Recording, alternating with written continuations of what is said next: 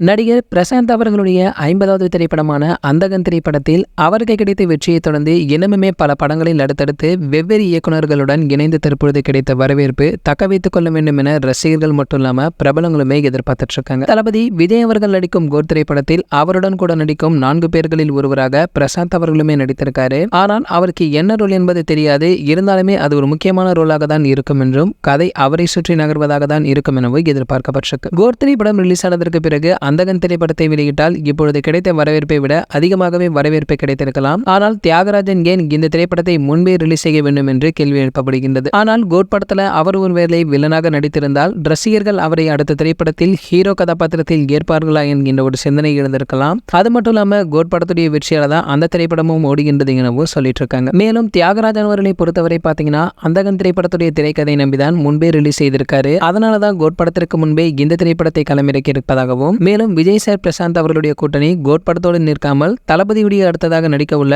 தளபதியுடைய 69 திரைப்படத்திலுமே இணை இருப்பதாகவும் இந்த படத்துடைய ஃபர்ஸ்ட் லுக் இருவருமே இருக்கும் புகைப்படம் தான் என்று சொல்லிட்டு இருக்காங்க நெட்டிசன்கள். சரி, ஓகே, இது போன்ற சினிமா பற்றி வெளியாகும் அனைத்து செய்திகளை நீங்க உடனே தெரிஞ்சுக்க நம்மளுடைய தளபதி டாக்கீஸ் நம்ம சேனலை சப்ஸ்கிரைப் பண்ணிக்கங்க. பக்கத்துல உள்ள பெல் ஐக்கானை கிளிக் பண்ணிட்டீங்கன்னா நீங்க நம்ம வீடியோவை மிஸ் பண்ணாம பார்க்கலாம்.